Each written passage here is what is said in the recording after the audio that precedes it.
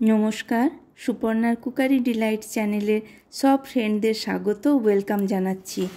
আজকে আমি দুটো সিক্রেট ইনগ্রেডিয়েন্টস দিয়ে কিভাবে মার্কেটের স্টাইলে আমি কেক বানালাম চলুন দেখাচ্ছি। এর জন্য আমি কেক জেল ইউজ করেছি। এই কেক জেল ইউজ করলে কেকের শেলফ লাইফ একটু বেড়ে যায়, কেকটা স্পঞ্জি হয় আর কেক স্পঞ্জটাও একটু হোয়াইট থাকে। এখানে আমি হাফ টিস্পুন কেক জেল নিয়েছি 1.5 কাপ ময়দার জন্য। এখানে হাফ টিস্পুন জেলের জন্য হাফ কাপ জলে আমি ইউজ করে পুরো জেলটা আমি ভালো করে সুন্দর করে বিট করে নিচ্ছি। দেখুন এইভাবে, আর একদম ফোমের মতন বিট করতে হবে। যতক্ষণ না ফোমের মতন টেক্সচার আসছে ততক্ষণ পর্যন্ত এইরকমভাবে ভালো করে বিট করে যেতে হবে। যদি পারেন তো ইলেকট্রিক বিটারও ইউজ করতে পারেন আপনারা। ফোমটা খুব সুন্দর ভালো করে যখন হয়ে যাবে তখনই এর মধ্যে সমস্ত ড্রাই ইনগ্রেডিয়েন্টসগুলো আমরা একে একে করে মিক্স করে নেব।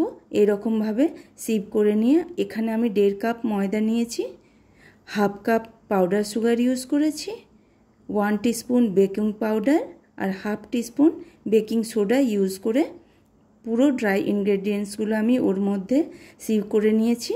করে নিয়ে আস্তে আস্তে কাট অ্যান্ড ফোল্ডের মাধ্যমে ভালো করে আমি মিক্স করে নেব। এইভাবে দেখুন ফোমটা যেন যতক্ষণ থাকবে তার মধ্যেই তাড়াতাড়ি মিক্স করতে হবে। মিক্সচারটা একটু ড্রাই মনে হচ্ছিল, তাই এখানে আমি একটু মিল্ক অ্যাড করেছি। আপনারা চাইলে এখানে ওয়াটার ইউজ করে নিয়েও মিক্স করতে পারেন। এর মধ্যে আমি ভ্যানিলা এসেন্স 1 টিস্পুন আর 1/4 টিস্পুন আমি এখানে রিফাইন অয়েল ইউজ করে পুরো মিক্সচারটা রেডি করে নিলাম। এইভাবে আমি মোল্ডে ভালো করে ফিল করে নিয়ে প্রি হিট কড়াইয়ের মধ্যে আমি এটা বেক হতে দিলাম 35 থেকে 40 মিনিটসের মতন। দেখুন আমার 35 মিনিটস হয়ে গেছে, কেকটাও মনে হচ্ছে রেডি হয়ে গেছে। আমি চেক করে দেখে নিচ্ছি এইভাবে টুথপিক ইনসার্ট করে। হয়ে গেছে আমার কেকটা রেডি। আমি কেকের ব্যাটারটা দুটো পার্টে ডিভাইড করে বেক করেছিলাম।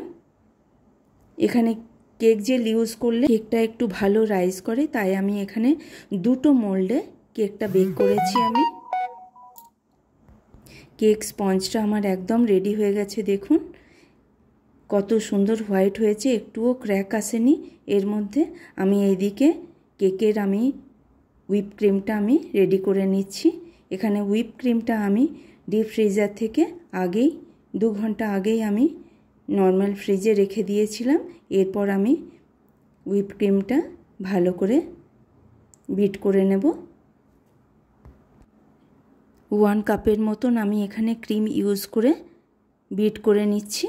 প্রয়োজন হলে পরে আরও বিট করে নেব।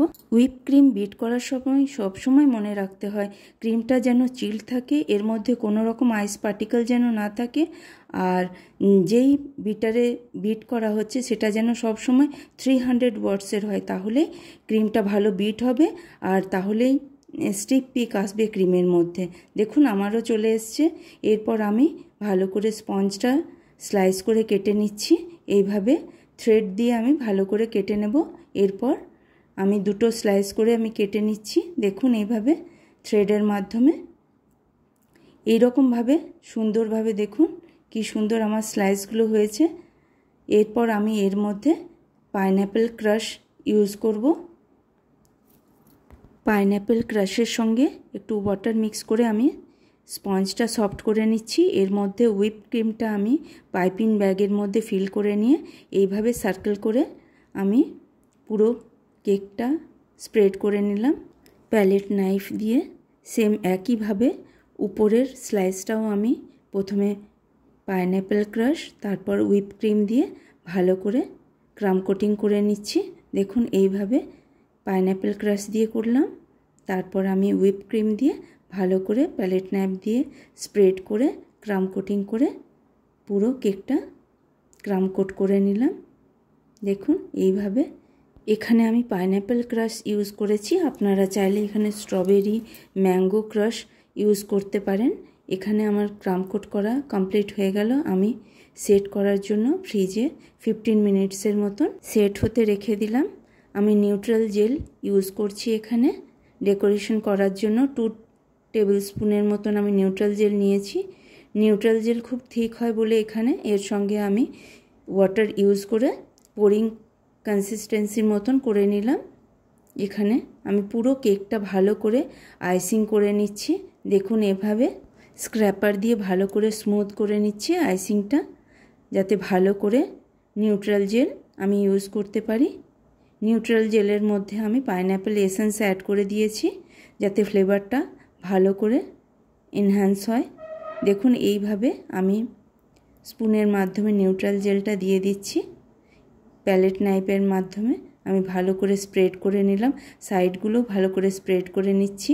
এখানে আমি হুইপ ক্রিমের মধ্যে একটু রেড ফুড কালার আর ইয়েলো ফুড কালার অ্যাড করে পাইপিং ব্যাগের মধ্যে আমি ফিল করে নিলাম আর একটু স্পাইরালের মতন ডিজাইন করে দিচ্ছি কেকের টপের মধ্যে। এইভাবেই আমি বাড়িতে বেকারি স্টাইল কেক বানালাম। আপনারাও একবার ট্রাই করে এইভাবে বাড়িতে বেকারি স্টাইল কেক বানিয়ে দেখতে পারেন। ভিডিওটা ভালো লাগলে লাইক, কমেন্ট, সাবস্ক্রাইব করার অনুরোধ রইল। ফেসবুক থেকে দেখলে পেজটা ফলো করে নেবেন। সবাই ভালো থাকবেন। নমস্কার।